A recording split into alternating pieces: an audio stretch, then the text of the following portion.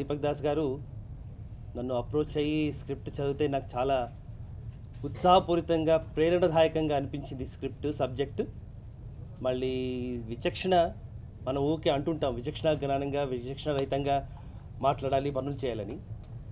మరి ఈ నాయకుల అధికార దుర్వినియోగాన్ని, మరి మన సంఘంలో పట్టి పీడిస్తున్న కుల వ్యవస్థ కానివ్వండి, లేకపోతే ఎటువంటి ఈ ఏదైతే నెగిటివిటీ ఉందో దాన్ని బాగా స్టడీ చేసి చాలా కష్టపడి సినిమా తీశారు. అదంతా చదివి నాకు చాలా సంతోషం అనిపించింది. మూవీకి విచక్షణ అనే పదాన్ని సెలెక్ట్ చేయటం అనేది చాలా మంచి ఆలోచనగా మనందరికీ తెలిసిన విషయం. ఇందాక రాజేంద్ర గారు అన్నట్లు ఏ పనైనా విచక్షణతో చేయాలి అని మన పెద్దవాళ్ళందరూ అంటుంటారు. నిజంగానే అలా చేస్తే తప్పకుండా సక్సెస్ అవుతుందన్న విషయం మనందరికీ తెలుసు. యాక్చువల్గా దీపక్ గారు, రాజేందర్ గారు వీళ్ళందరూ నా ఫ్యామిలీ ఫ్రెండ్స్ అండి. సో రాజేందర్ అయితే నా ఎన్సిసి కాలేజ్ మేట్. మేమందరం కలిసి రిపబ్లిక్ డే పెరేడ్ 87లో చేశాము. సో నా ఫ్రెండ్ ప్రొడ్యూసర్గా ఈ ఫిలంలో నేను యాక్ట్ చేయడం నాకు చాలా సంతోషంగా ఉంది. అలాగే ఒక మంచి మెసేజ్ ఓరియంటెడ్గా ఈ మూవీని దీపక్ గారు తీయడం జరిగింది.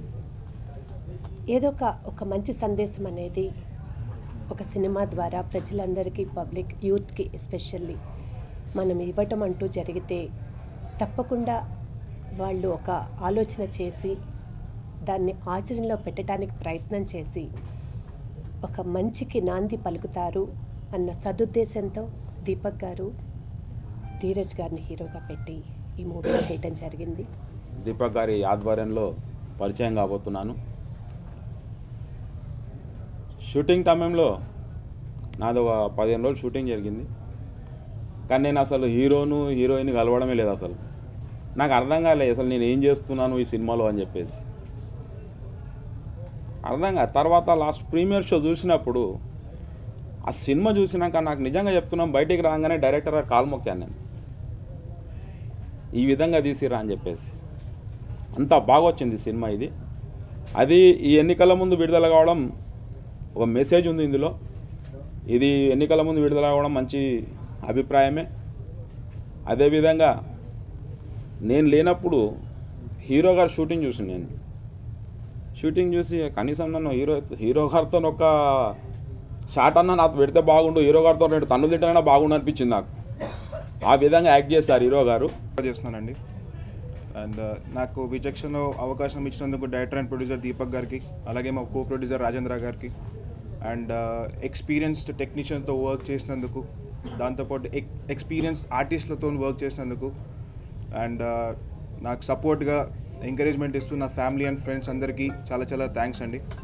ఫస్ట్ ఆఫ్ ఆల్ విచక్షణ ఈజ్ కమింగ్ ఆన్ 4th. ఈ 4thలో అన్ని కార్యక్రమాలు పూర్తి చేసుకొని 4th రిలీజ్ చేస్తున్నామండి.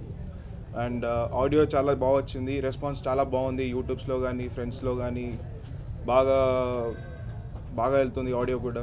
సో ఆడియో ఇచ్చిన మా మ్యూజిక్ డైరెక్టర్ గారికి, జగన్నాథ్ సంధి గారికి చాలా థ్యాంక్స్ అండి. వాళ్ళు 2 కలిపి పెట్టాల్సి వచ్చింది.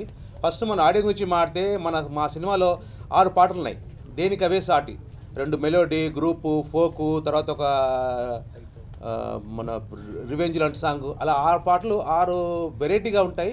పాటలు మొత్తము చాలా సూపర్ హిట్ అండి. అది అందరు జనాలు చూసి విపరీతంగా ఫోన్లు చేశారు మాకు. అలాగే యూట్యూబ్లో కూడా చాలా ఎక్కువ మనకు వ్యూస్ వచ్చాయి, అందరు బాగా లైక్ చేశారు. ఫస్ట్ ఆఫ్ ఆల్ మనకు ఆదిత్య మ్యూజిక్ వాళ్ళు తీసుకోవడం మంచి ప్లస్ పాయింట్ అయింది మా ప్రొడక్షన్కి. దానివల్ల మనకు మన సినిమా మీద ఇంకా క్రేజ్ చాలా పెరిగింది. ఇలాంటి 6 పాటలు ఉన్న మన సినిమా ఫస్ట్ యాక్చువల్గా ఇది చిన్న సినిమా అంటారు. చిన్న సినిమాలో బడ్జెట్ సినిమా అండి, చిన్న సినిమాలో పెద్ద సినిమా. ఇక సినిమా విషయానికి వస్తే 4 తారీఖున మేము విడుదల చేస్తున్నాం. విడుదలలో కొన్ని లోటుపాట్లు, తర్వాత కొన్ని అడ్డంకులను తొలగించుకొని ఎట్టకేలకు ఏప్రిల్ 4th విడుదలకు సిద్ధమయ్యాం. ఇక ప్రేక్షకుల నిర్ణయానికి, వాళ్ళ విచక్షణకు వదిలేస్తున్నాం. యాక్చువల్గా ఈ సినిమా మనకు ఎక్స్ట్రాడినరీగా ఉంటుంది.